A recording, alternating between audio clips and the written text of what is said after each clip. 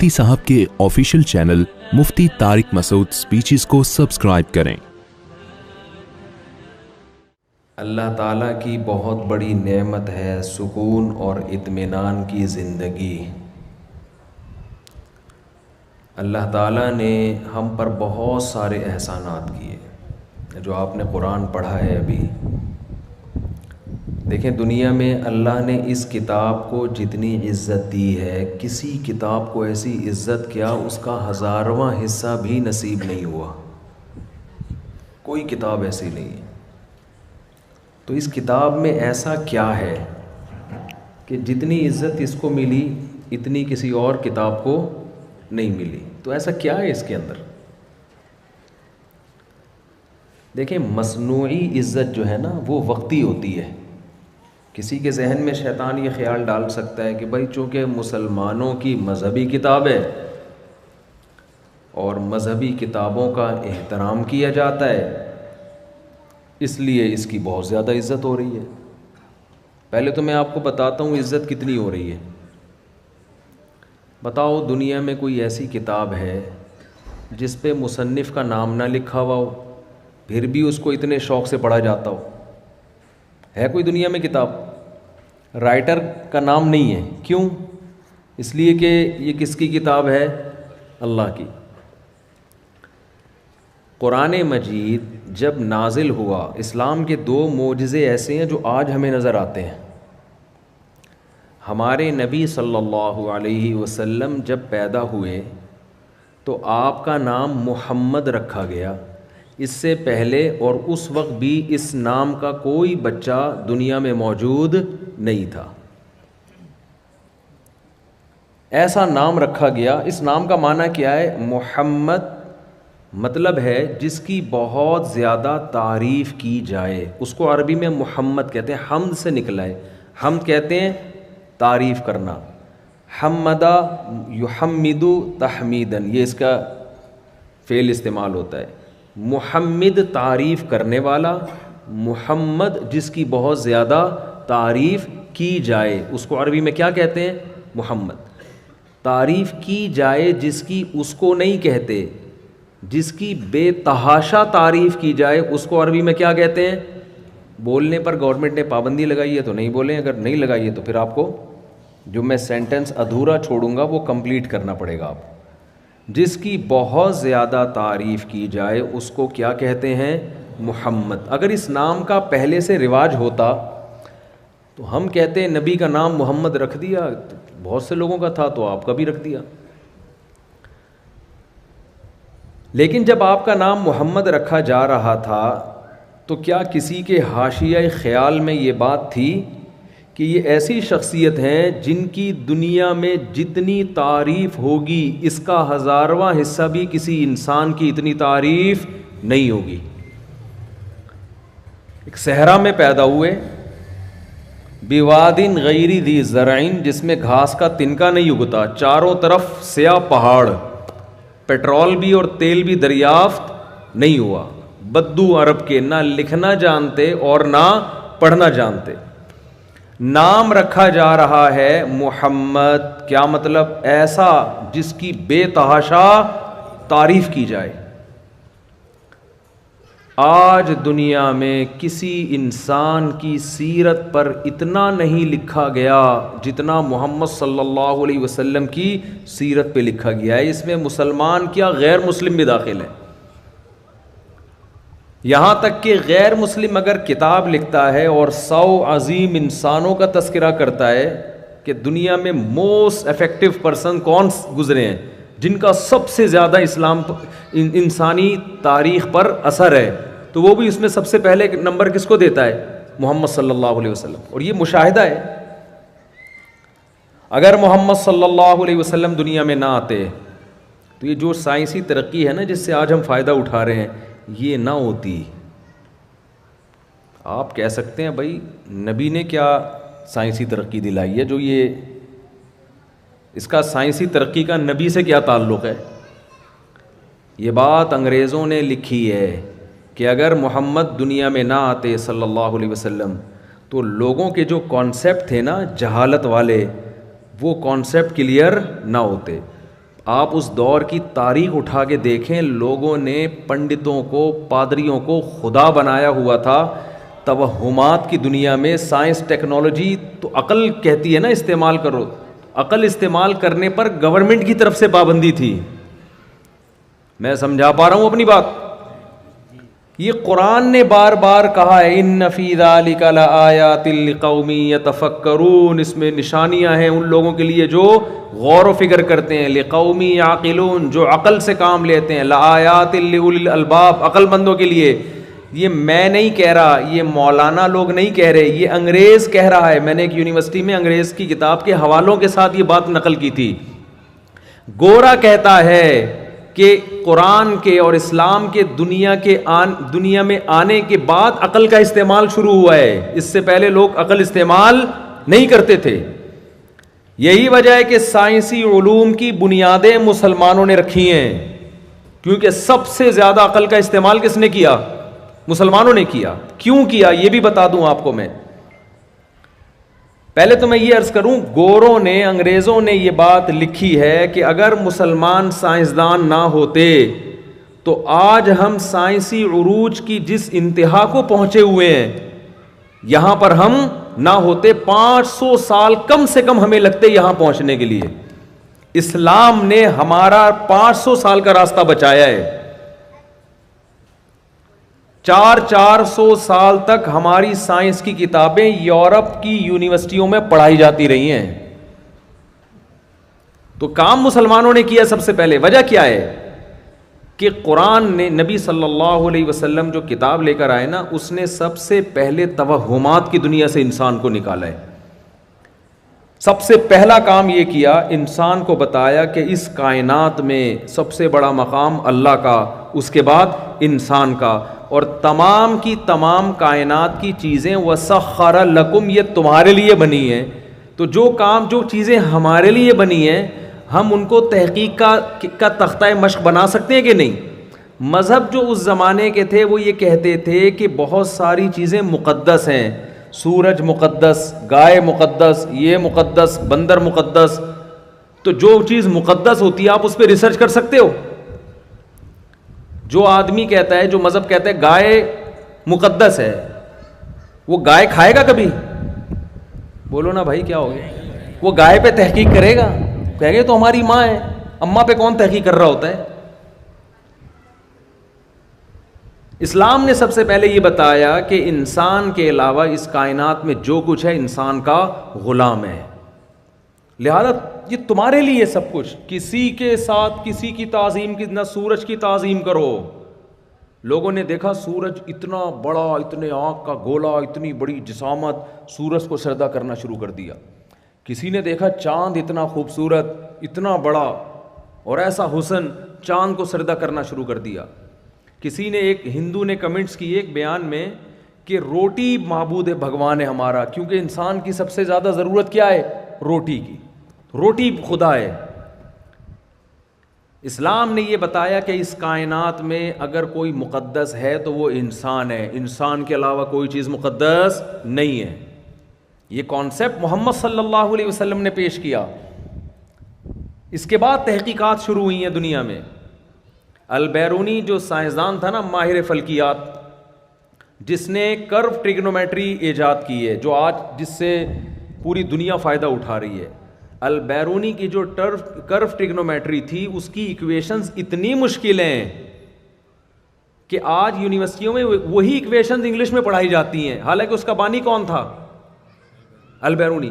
ان equations کا مطلب معلوم نہیں ہے کسی کو, طوطے کی طرح رٹی جاتی ہیں وہ ایکویشنز, لیکن پوری دنیا میں ہوائی جہاز جو سفر کر رہے ہیں اسی البیرونی کے علم کی بیس پہ کر رہے ہیں. پوری دنیا میں مسلمان اس وقت جاتے تھے, کہاں کہاں گئے ہیں, اندلس گئے ہیں, مصر گئے ہیں, انٹارکٹیکا تک پہنچے ہیں. لیکن 1200-1300 سال پہلے جو مسلمانوں نے مسجدیں بنائی ہیں ان کے رخ آج بھی قبلے کی طرف ہیں. 1300 سال پہلے مسلمان کو کیسے پتا تھا کہ ساؤتھ افریقہ کے جنگل میں میں مسجد بنا رہا ہوں اور قبلہ اس طرف ہے؟ یہ ٹریگنومیٹری کے علم سے. 12 سال البیرونی اپنے مکان کی چھت پہ ستاروں کو دیکھتا رہا تھا خوردبین کے ذریعے. بہت سارے ہمارے علوم تھے جن سے گوروں نے فائدہ اٹھایا، اور جب اٹھایا تو ہماری کتابوں کو ایسا مارکیٹ سے شاٹ کیا ہے. وہ اقبال نے کہا نا کہ کتابیں اپنے آبا کی جو جا کے دیکھی یورپ میں، وہ کچھ پورا شعر مجھے یاد نہیں آ رہا، کہ دل ہوتا ہے سپارہ، دل 30 ٹکڑے ہو جاتا ہے وہاں جا کے، کہ ہمارے علوم تھے. تو محمد صلی اللہ علیہ وسلم کا یہ احسان تھا، آپ صلی اللہ علیہ وسلم کا یہ احسان. تو میں یہ عرض کر رہا تھا کہ دنیا میں سب سے، یہ جو گورے نے کتاب لکھی نا کہ محمد سب سے زیادہ، سب سے پہلے، وجہ اس کی ہے، انہوں نے کہا آپ کا اس دنیا انسانیت پر سب سے بڑا احسان ہے. آپ اگر دنیا میں نہ آتے، لوگ نہانا نہیں سیکھتے. یہ اسلام نے سکھایا ہے گوروں کو نہانا. گورے، کوئی پڑھا لکھا گورا ہو نا، صرف گورا ہونا کافی نہیں ہے. لوگ گورے کو گورا دیکھ کے کہتے ہیں یار زبردست. ایک صاحب مجھے کہنے لگے آپ گوروں کی اتنی برائی بیان کرتے ہو، اس میں خوبیاں بھی تو ہیں. میں نے کہا بہت بڑی خوبی ہے کہ وہ گورا ہے، ہم ویسے گورے نہیں ہیں. ساری برائیاں تھوڑی ہیں. گوروں میں جو ہسٹری جاننے والے ہیں وہ بتاتے ہیں کہ ہمیں نہانا مسلمانوں نے سکھایا ہے، سلے ہوئے لباس پہننا ہم نے کس سے سیکھا ہے؟ آپ ان کے ذرا پرانی تاریخ تو اٹھا کے دیکھو، 200-250 سال پہلے. میں ایک دفعہ تحقیق کر رہا تھا، ایک عرب عالم کی کتاب میرے سامنے آئی، اس نے اس زمانے کے برطانیہ کے جو شاہی خاندان کے شادی کارڈ تھے وہ دکھائے اس نے کتاب میں نا، اس کے ترجمہ عربی میں نقل کیا. برٹش 200-250 سال پرانا، 150 سال یا 200 سال. اس میں شادی کارڈ میں کیا لکھا ہوا ہے؟ لائر فیملی کے لوگ شادی میں آ رہے ہیں، ان کو لکھا ہوا ہے کہ براہ مہربانی جب آپ کھانا کھائیں تو دسترخوان سے ناک صاف نہ کریں. یہ ان کی تہذیب تھی. یہ تو بعد میں انقلاب آیا ان میں کہ یار ہم کیا کر رہے ہیں، اتنے بھی انسان کو میلا نہیں ہونا چاہیے. اس نے لکھا ہے دسترخوان، یہ شاہی خاندان کے شادی کارڈ کی بات بتا رہا ہوں. اور جب خلافت عثمانی، ارطغرل ڈرامہ تو دیکھا ہوگا آپ لوگوں نے، خلیفہ کے پاس یورپ سے کوئی بادشاہ یا شہزادہ آتا تھا یا ملکہ آتی تھی مسلمانوں کی ملکہ سے ملنے کے لیے، اس کو پہلے غسل کروایا جاتا تھا. اس کی بدبو ہماری ملکہ برداشت نہیں کر سکتی تھی، اتنے میلے ہوتے تھے یہ لوگ. آپ حیران ہو رہے ہیں، آپ سمجھ رہے ہیں میں ٹی وی میں آ رہا ہوں. یہ انہی کی ہسٹری ہے. مسلمانوں کے خلیفہ عثمان ہوتا ہے نا ترک میں، جو مسلمانوں کی خلافت تھی، بہت بڑے کئی ممالک تھے اس میں. اس وقت یہ بدماشیاں نہیں تھی دنیا کی کہ فلسطین بھی ہڑپ کر لو اور یہ بھی، وہ بوسنیا بھی ہمارا تھا. کسی کی مجال نہیں تھی کوئی آنکھوں میں آنکھیں ڈال کے بات کر سکے. سلطان محمد فاتح نے جو ترکی فتح کیا تھا، امریکہ سے جہاز تھوڑی لیے تھے اس نے. ترکی میں استنبول میں 1000 سال عیسائیوں کی حکومت رہی ہے، 1000 سال. اور ایسی مضبوط، میں ترکی جا کے میں نے ویڈیو بنائی ہے اس کی، اتنی چوڑی دیوار کے کسی کے باپ میں بھی دم نہیں ہے کہ اس کو کراس کر سکے. وہ 1000 سال خلافت چلی. اور محمد صلی اللہ علیہ وسلم مدینہ میں پیش گوئی کر رہے ہیں. خوشخبری ہے ان لوگوں کے لیے، نعم الجیش یغزو القسطنطینیہ، سب سے بہترین لشکر وہ ہے جو قسطنطینیہ فتح کرے گا. کیا ویژن نبی صلی اللہ علیہ وسلم کا. نہ لکھنا جانتے نہ پڑھنا جانتے، تھوڑے سے لوگ ایمان لے کر آئے ہیں، مگر استنبول کی خوشخبریاں سنا رہے ہیں کہ سب سے بہترین کمانڈر میری امت میں وہ ہوگا جو استنبول فتح کرے گا. حضرت ابو ایوب انصاری رضی اللہ تعالیٰ عنہ بھی گئے استنبول فتح کرنے کے لیے. بڑے بڑے صحابہ، نہیں ہو سکا، اتنی مضبوط دیوار اور ایسا ان کا ڈیفنس سسٹم. سلطان محمد فاتح نے ارادہ کیا یہ خوشخبری کس کے حصے میں آئے گی؟ میرے حصے میں آئے گی. عمران خان سے مجھے 10 قسم کے اختلافات ہیں، میں کوئی پی ٹی آئی کا نہیں ہوں، لیکن اس نے یہ بڑا خاندانی کام کیا، ارطغرل ڈرامہ یہاں چلوا دیا.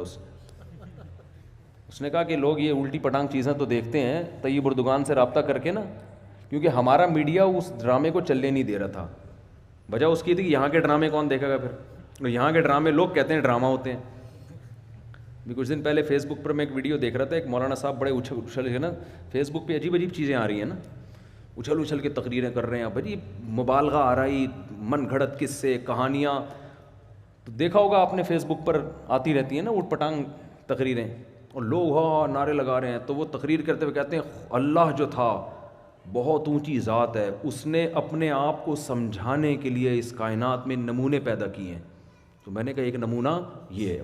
گھر والے بیٹھے ہوئے تھے، میں نے کہا بڑے بڑے نمونے پیدا کیے ہیں، جس میں سے ایک بہت بڑا نمونہ یہ ہے واقعی یہ بہت بڑا نمونہ پیدا ہوا ہے. اس سے پتہ چلتا ہے اللہ ہر چیز پر قادر ہے.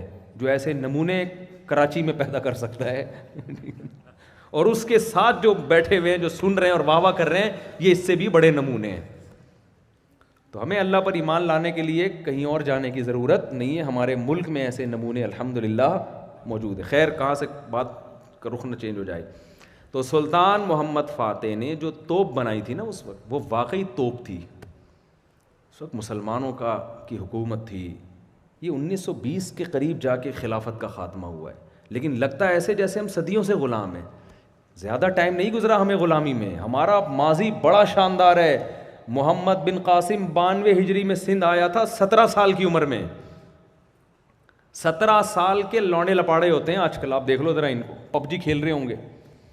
17 سال میں محمد بن قاسم کا ویژن, 92 ہجری, اسلام کا پہلی صدی ہے, اور راجہ داہر سے آ کے لڑا ہے, اور بالآخر سندھ کو فتح کر کے ملتان تک اپنی فوجیں داخل کر دی اس. یہ تھا ہمارا ماضی. تو ایسا لگتا ہے جیسے ہم ہمیشہ سے ہی مخنجو ہیں, یعنی اب اس حالت کو دیکھ. تو بھائی اسلام نے ہمیں بڑی بلندیاں دی ہیں. تو میں یہ عرض کر رہا تھا کہ خلیفہ کے دربار میں جب کوئی یورپ سے بادشاہ آیا کرتا تھا تو پہلے اس کو سروس اسٹیشن لے جا کے اس کی سروس ہوتی تھی. یہ بادشاہوں کا حال تھا. ملکہ آتی تھی مسلمان شاہی خاندان کی عورت سے ملنے کے لیے, تو پہلے اس کو نہلایا جاتا, ان کی بدبو برداشت نہیں ہوتی تھی. اور اب بھی کوئی زیادہ فرق پڑا نہیں ہے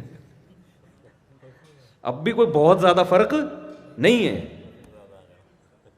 فرانس کی مثال, مجھے لگتا ہے فرانس کا ویزا نہ ریجیکٹ ہو جائے کہیں. اردو میں دے رہا ہوں, کوئی انگلش میں ترجمہ نہ کرے اس کا. ہمارے ایک رشتہ دار فرانس گئے, کہنے لگے ہم نے فرانسیسیوں کا بڑا سنا تھا کہ دنیا کی نفیس ترین قوم ہے, کہ بہت صاف ستھرے نفیس ہوتے ہیں. کہتے ہیں جب گیا تو اچھا ان کی خوشبوئیں بڑی مشہور ہیں. کہتے ہیں جب گیا تو پتہ چلا ان کی خوشبوئیں اس لیے مشہور ہیں کہ ان کی بدبو کوئی افورڈ نہیں کر سکتا. خوشبو مشہور اس لیے ہوئی ہے. ٹھیک ہے, کچھ مبالغہ بھی لوگ کر دیتے ہیں, لیکن اس طرح نہانے دھونے کا استنجا تو مسلمانوں کے علاوہ پانی سے دنیا میں کوئی کرتا ہی نہیں ہے. بھائی کتنا ٹائم لگتا ہے یار, کتنا ٹائم لگتا ہے اس میں. استنجا کرنا ہمیں کس نے سکھایا؟ اسلام نے. نہانا ہمیں کس نے سکھایا؟ آج نہیں, اس دور میں. عورت کے حقوق کس نے سکھائے؟ اسلام نے. آج یورپ بڑا فنٹر بنا پھرتا ہے, ویمن رائٹس. ہم پہ اعتراض کرتے ہیں کہ تم لوگ لڑکے کو 1 لاکھ دیتے ہو وراثت میں, لڑکی کو 50,000 دیتے ہو, لڑکی کا حصہ گھٹا دیا, اور تم کتنا دیتے ہو؟ تم 1 روپے نہیں دیتے اس کو. امریکہ میں, یورپ میں بیٹی کا وراثت میں کوئی حصہ نہیں ہے. باپ کی مرضی, جو مرضی کرے, کتے کو دے دے وراثت وہ. آپ 1 دھیلا نہیں دے رہے, اور آپ اور بیٹیوں کے حقوق کے قائل. ہم آدھی جائیداد دے رہے ہیں, اور ہم کیا ہیں؟ عورت کا حق دبا رہے ہیں. کیسی حماقت ہے یا نہیں ہے؟ اسلام نے اس وقت بیٹی کو وراثت میں حصہ دیا جب بیٹیوں کو نفرت سے لوگ زندہ دفن کیا کرتے تھے. اور کمال کی بات یہ ہے کہ بیٹی کو دیا آدھا, لیکن وہ آدھا اس کا بچا لیا. بیٹے کو دیا دگنا, خرچ پورا کرا دیا اس سے. دیا پھر بھی بیٹی کو زیادہ. مثال کے طور پر آپ مر گئے, اللہ نہ کرے, آپ کا 1 بیٹا اور 1 بیٹی ہے. آپ نے مثال کے طور پر 3 کروڑ روپے چھوڑے ہیں وراثت. اچھی چیز چھوڑے نا آدمی, میں 3 لاکھ کی مثال دے رہا تھا, لیکن جب چھوڑ ہی رہے ہیں صحیح طرح سے چھوڑیں. آپ کیا خیال ہے؟ جیسے زرداری صاحب تقریر کر رہے تھے کچھ دن پہلے, فیس بک پہ میمز آئی ہوئی تھی, وہ کہہ رہے تھے جب کوئی غریب بھوکا مرتا ہے مجھے بہت تکلیف ہوتی ہے. پیچھے دکھایا بندر بھی ہنس رہے ہیں بندر ہنس رہے ہیں. ہم نے کہا یار جب چھوڑو تو پھر تمیز سے چھوڑو. واقعی زبردست بات کی. کتنا اچھا لگا زرداری کے منہ سے یہ جملہ کہ غریب کے مجھے دیکھ کے بہت تکلیف ہوتی ہے. تو اب نمونے ہیں یا نہیں ہیں؟ تو خیر, آپ کا انتقال ہو گیا, 2 کروڑ ملے آپ کے بیٹے کو, 1 کروڑ ملا آپ کی بیٹی کو. اب بیٹی پر کوئی مالی ذمہ داری اسلام نے نہیں ڈالی. اس کی شادی پہ خرچہ اس کا شوہر کرے گا. مہر کون دے گا؟ اس کا شوہر دے گا. اور ولیمہ بارات اسلام میں نہیں ہے, یہ تو ہندوؤں سے آئی ہے ہمارے یہاں. ولیمے کا کھانا کون کرے گا؟ شوہر. اس کے ساری زندگی کا نان نفقہ کون؟ شوہر. اس کے بچوں کا خرچہ کس کے ذمے؟ شوہر کے ذمے. اس کے وہ 1 کروڑ بچ گئے کہ نہیں بچ گئے؟ اور اس کا بھائی جس کو 2 کروڑ ملے تھے، جب یہ شادی کر کے بیوی لے کر آئے گا تو یہ 2 کروڑ میں اس نے شادی بھی کرنی ہے، مہر بھی دینا ہے، ولیمہ بھی کرنا ہے، گھر کا راشن نان نفقہ بھی ڈالنا ہے، فرنیچر جہیز اسلام میں ہے نہیں، فرنیچر بھی ڈالنا ہے، پھر اس کے بچوں کو بھی پالنا اور اس کو بھی پالنا. تو بتاؤ یہ تو 2 کروڑ اس کے گئے، وہ کہتے ہیں نا وہ ختم. تو آپ کو نا مغربی دنیا میں نعرے بڑے خوشنما نظر آئیں گے. نعرہ لگانے پر گورنمنٹ کی طرف سے کوئی پابندی نہیں ہے، بول لو کچھ بھی بول لو. پریکٹیکلی جو کر کے دکھایا ہے وہ اسلام نے کیا ہے. یہ قانون انہوں نے بتایا جو نہ لکھنا جانتے اور نہ پڑھنا جانتے ہیں.